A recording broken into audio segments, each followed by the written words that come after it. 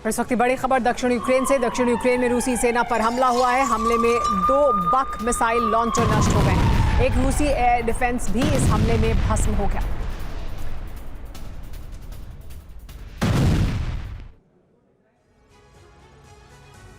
रूस यूक्रेन की जंग में अब रणनीतिक दृश्य बदल रहा है। पुतिन युद्ध विराम की दिशा में आगे बढ़ रहे हैं, जिसमें ट्रंप का अहम रोल होगा और इसके संकेत खुद ट्रंप ने दिए हैं।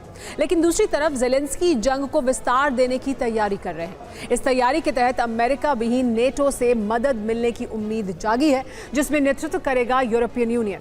लेकिन इस जंग का भविष्य क्या होगा, इस स्पेशल रिपोर्ट में आप भी देखिए।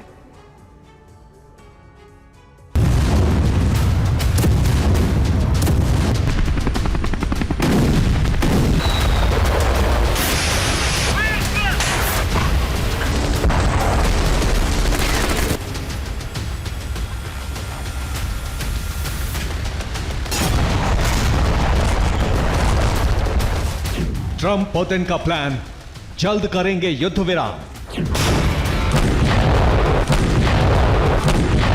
लेकिन ज़ेलेंस्की को नहीं मंजूर सवार नए संगठन का फितूर।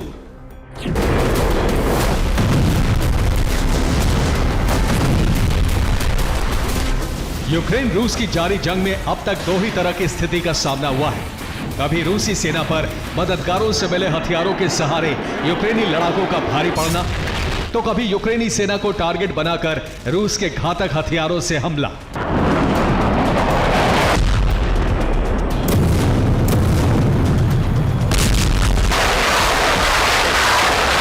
इन दोनों स्थिति में बदलाव अगर कहीं देखा, वो था सिर्फ रणनीति में। कभी पूर्वी और दक्षिणी यूक्रेन में रूस ने कब्जे के लिए तबाही की तस्वीर गढ़ी, तो कभी कीव को टारगेट कर लिया। ज़ेलेंस्की ने भी रणनीति बदलाव में बाइडेन के ब्लूप्रिंट को धरातल पर उतारकर कुर्स्क को निशाना बनाया।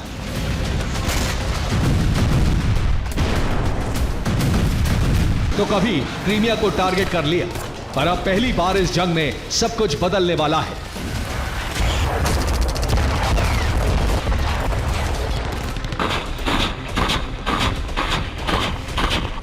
ट्रंप सत्ता में आएंगे, समीकरण बदल जाएंगे।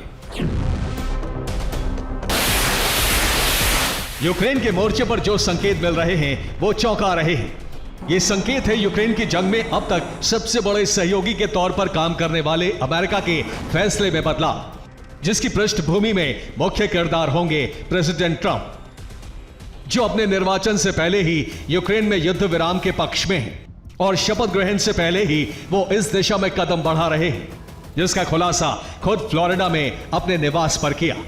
रिपब्लिकन गवर्नर्स की बैठक से पहले उन्होंने कहा कि बाइडेन का कीव को बिना शर्त सहायता देना ठीक नहीं है। मैं रूसी प्रेसिडेंट पुतिन से मिलना चाहता हूं, इस संबंध में हम संपर्क स्थापित कर रहे हैं। हालांकि यह बैठक कब होगी, इसका खुलासा उन्होंने नहीं किया है। तो वहीं दूसरी तरफ क्रेमलिन ने भी इस संबंध में कोई जानकारी न मिलने की बात कही है।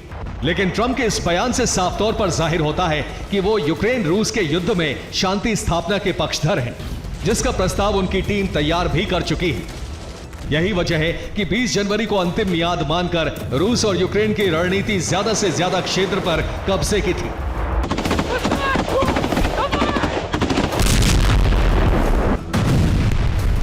हालांकि ट्रंप के इस रुख को शांति स्थापना के अवसर के तौर पर देखा जाना चाहिए था, लेकिन ऐसा हो नहीं रहा है।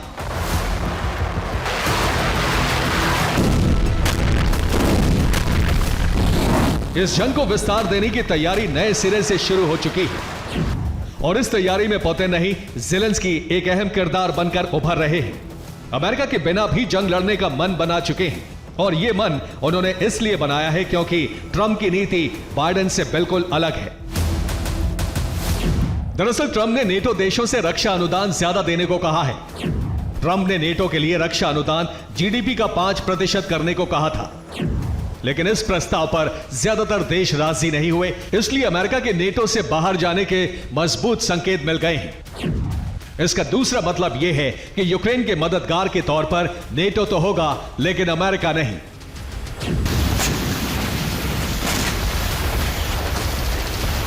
यही वजह है कि ट्रंप और पुतिन की मुलाकात से यथास्थिति युद्ध विराम का प्रस्ताव तय होता है तो जेलेंस्की के हाथ से एक बड़ा क्षेत्र निकल जाएगा। लेकिन नेटो के बाकी देश ऐसा होने नहीं देना चाहते, इसलिए जंग की तैयारी अमेरिका के बिना भी शुरू हो चुकी है। और यह फैसला हुआ है रामस्टाइन की बैठक में, और तय हुआ कि इस जंग का नेतृत्व करेगा यूरोपियन यूनियन। और इसकी पुष्टि करती है ट्रंप के सत्ता में आने से पहले बाइडेन प्रशासन की तरफ से जारी हुई यूक्रेन के लिए मदद,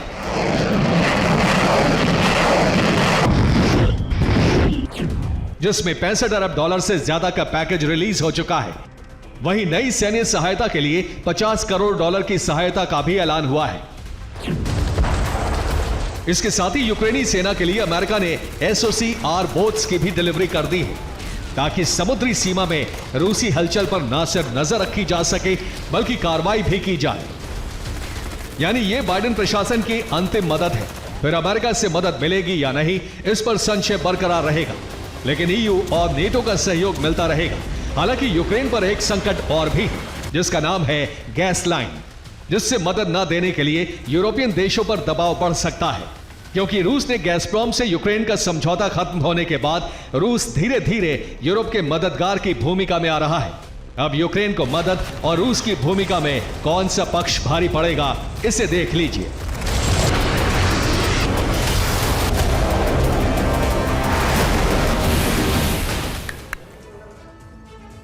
ट्रंप शासन में अमेरिका के बिना युद्ध की तैयारी के संकेत कीव की रणनीति से मिले हैं, जिसके तहत यूरोपियन यूनियन यूक्रेन को समर्थन देने वाले देशों का नेतृत्व करेगा। वहीं इटली यूक्रेन को समर्थन देने वाले देशों के सम्मेलन की तैयारी कर रहा है। इधर नॉर्वे ने 9 जनवरी को सैन्य सहायता के लिए $2 अरब का पैकेज दे दिया है। कनाडा ने भी यूक्रेन के लिए $30.5 करोड़ का पैकेज देने का ऐलान कर दिया है। और ब्रिटेन ने UAV की खरीद के लिए $50.5 करोड़ का पैकेज दे दिया है, जिससे 30,000 ड्रोन यूक्रेन को मिलेंगे। लेकिन सवाल यह है कि क्या ऐसी ही मदद आगे भी जारी रह सकती है, क्योंकि रूस के पास गैस जैसा रणनीतिक हथियार है, जो रूस से यूक्रेन होते हुए रोमानिया और बुल्गारिया तक पहुंचती थी। इसी रूट से गैस हंगरी, स्लोवाकिया, चेक और जर्मनी के मैगजीन से यूरोप में रिलीज होती थी।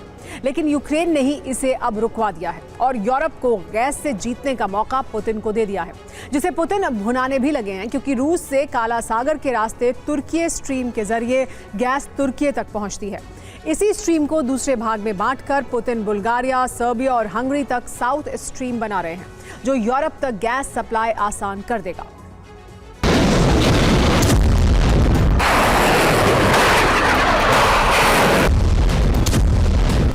ट्रंप की सत्ता में आते ही शांति स्थापना की कोशिश तेज हो जाएगी, लेकिन नेटो और EU के सदस्य इस कोशिश पर पानी फेरने की तैयारी में हैं। और ये तस्वीरें इसकी पुष्टि करती हैं।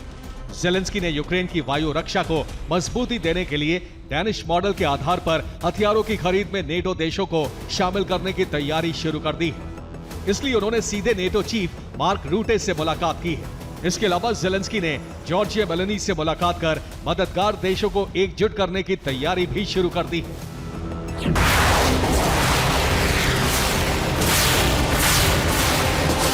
और जेलेंस्की की इस कोशिश को समर्थन भी मिल रहा है। लेकिन जंग जिस दिशा में जा रही है, वहां न सिर्फ जेलेंस्की के मददगारों पर युद्ध का संकट मंडरा रहा है, बल्कि घरेलू मोर्चे पर भी यूरोपियन मददगारों के सामने मुश्किल खड़ी हो गई है।